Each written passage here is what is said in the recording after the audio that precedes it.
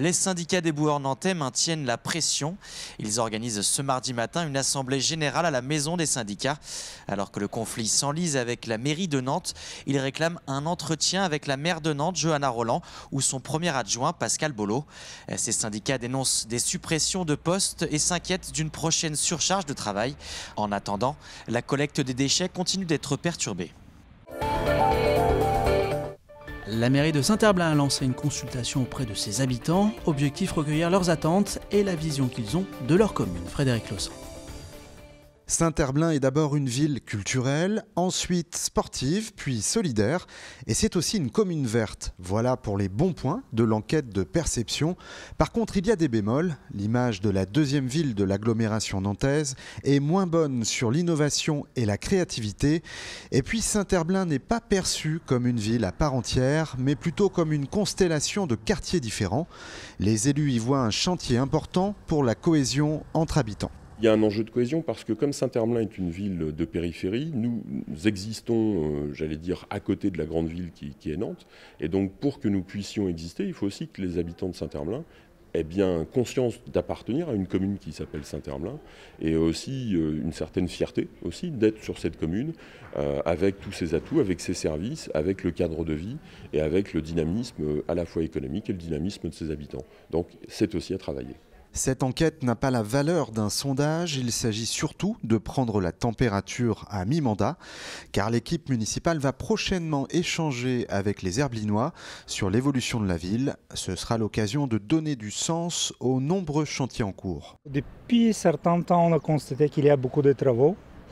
Aussi, il y a une forte augmentation de tout ce qui est les bâtiments en construction. Voilà, maintenant, j'espère qu'un jour, ça va se terminer pour voir la ville un peu stabilisée au niveau de tous ces mouvements-là et de voir le vrai visage.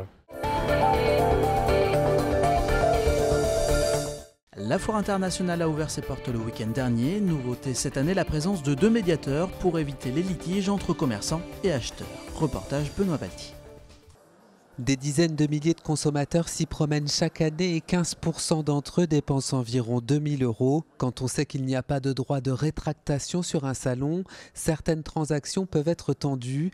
Alors pour que la foire expo ne devienne pas une foire où on s'empoigne, des médiateurs peuvent intervenir, une première à Nantes. À la base de tous les litiges, il y a une charge émotionnelle qui est très importante. L'objectif, c'est de la réduire, de remettre les émotions à zéro pour après pouvoir prendre des décisions et avoir une qualité relationnelle partagée. Chaque jour sur la foire, au minimum 2 médiateurs seront disponibles pour intervenir en cas de conflit, une présence qui rassure les exposants.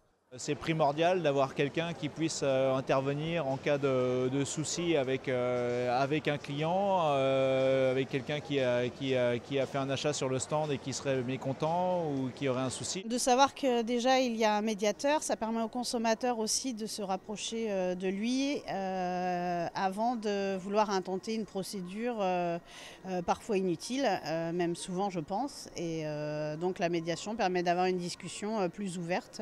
Mais la foire est aussi l'occasion pour ces médiateurs d'offrir leurs services dans la durée à certains exposants, puisque depuis janvier 2016, tout professionnel du commerce doit être en mesure de proposer une médiation en cas de litige. Concernant la foire, elle ne fait que débuter, donc aucun conflit n'a encore été signalé. Un nouveau rendez-vous pour les amateurs de musique électro. Paco Tyson, c'est son nom, présente une affiche haut de gamme et confirme que Nantes est en pointe en matière de musique électronique. Jean Annex. Un nouveau porte-drapeau pour l'électro-nantaise. Le festival Paco Tyson, c'est un peu le catalyseur de la scène locale, car Nantes est un véritable vivier électro. Là, on sentait, c'est ça, depuis 2-3 ans, qu'il y avait vraiment un vrai boost sur la scène. On constate clairement que les soirées, elles ont explosé, il y a plein de nouveaux collectifs. Du coup, on a eu l'idée de faire un événement un peu plus conséquent et de se retrouver tous sur un même événement et de mettre la scène nantaise en avant, en fait. Elle est active, il y a beaucoup de jeunes en fait, qui sont dessus, de collectifs, d'associations, d'entreprises même. Ce qui est sûr et certain, c'est qu'on a une visibilité, c'est-à-dire qu'il se passe des choses, il y a des invités DJ nationaux, internationaux qui sont là tous les week-ends. Et ce week-end de Pâques va faire honneur à cette réputation. La programmation rassemble valeurs sûres locales et grands noms internationaux comme l'allemand Ben Klock, peut-être le DJ le plus prisé du moment, ou encore l'américain Derrick May, considéré comme l'un des fondateurs de l'électro, une prog pointue mais aussi accessible. C'est d'avoir des musiques, le spectre assez large des musiques électroniques. En fait, on ne voulait pas se cantonner à un style techno, house qui marche beaucoup actuellement.